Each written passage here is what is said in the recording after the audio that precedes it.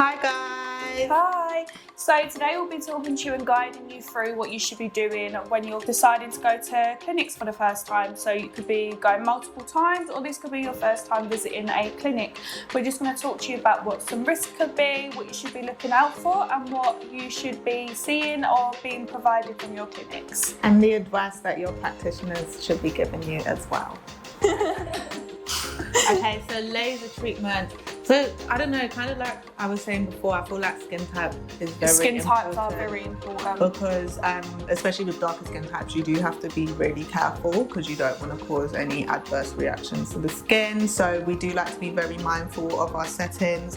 Obviously, depending on the skin types 4 to 6, we do like to be a bit more gentle on the skin as you can be more prone to adverse reactions. So also as well, if you're going for any form of laser, it can be for skin treatments, hair treatments, rosacea treatments, anything, I believe that you should do a thorough consultation. So whatever clinic you do decide to go to, you should be having thorough consultations. They should be asking you what your skin type is, how your skin reacts in the sun, how often are you going out into the sun, do you like to go on holidays a lot and stuff like that. Just because if we are using, say for example, the Alexandrite laser for hair removal, if you have been in the sun or you have got a nice tan going on, it's a bit of a harder to treat, just because where you have got active melanin in the skin, so you've got more pigment in your skin, but obviously the Alexandrite is picking up on the pigment in the hair follicle, and the laser can get misdirected and pick up on the melanin in the skin, which could lead to adverse reactions like burns, hyperpigmentation, hypopigmentation.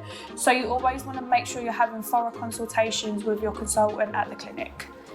it's also important that when you're having your consultation, the practitioner also checks if you're on any medication. There are certain medications that can also put you at more risk of adverse reactions. So for example, with Accutane, if you are on a course of Accutane, we would advise that you stop using it for 6 months before continuing treatment. I think also skincare products are very important. There are some products that have active ingredients, for example, vitamin C, which again, we would advise you to stop using and take breaks with during your course of treatment to avoid any adverse reactions.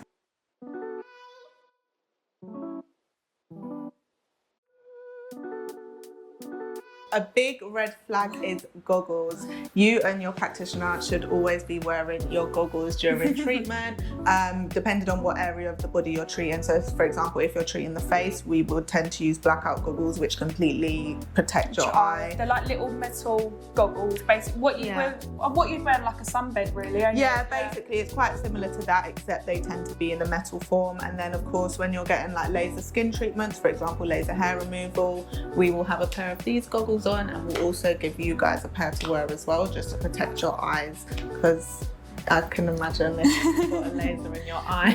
It's not going to be very appealing. No, just big red flag if they don't give you goggles. Yeah, you should always have eyewear during treatment. I think another big red flag, in my opinion, is if you go into the treatment room and you see no form of cleaning products at all, like a barbicide jar, an alcohol spray, even alcohol wipes, tissues, baby wipes, even for your treatment, because when we set out our beds, we have goggles and baby wipes and tissues on the bed.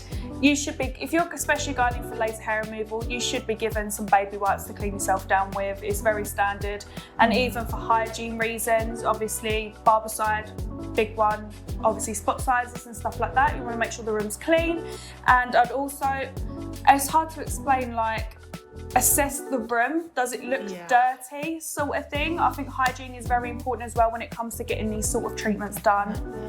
Yeah, I agree. I'd say, of course, you wouldn't want to walk into a treatment room that's really dirty with lots of products left all over from previous clients and etc. So I think that the cleanliness of the room is very important. Also, the prepping of the skin, it's really important. Of course, when it comes to body treatments, like you mentioned, we will give you wet wipes to, of course, wipe the areas. But when it comes to doing, for example, skin treatments on the face, it's very important that your practitioner is cleansing your face, even if you have done that yourself, just to make sure that there is no excess bacteria on the face before beginning the treatment. Because even having, sorry, but I was just going to say, even having like bacteria on your face before you treat can also cause you to have adverse reactions. So it's just really important that you're treating on a clean base. Yeah, a very big red flag if they ain't cleaning your skin, especially if you're doing a skin treatment before, or even with tattoo removal and stuff like that. Big red flag if they're not clean. Yeah. Ideally, with treatments like that, your skin should be cleaned before. Definitely before. Because I mean, I understand, because I have some clients that come in and they'll be like, oh, well, I just had a shower.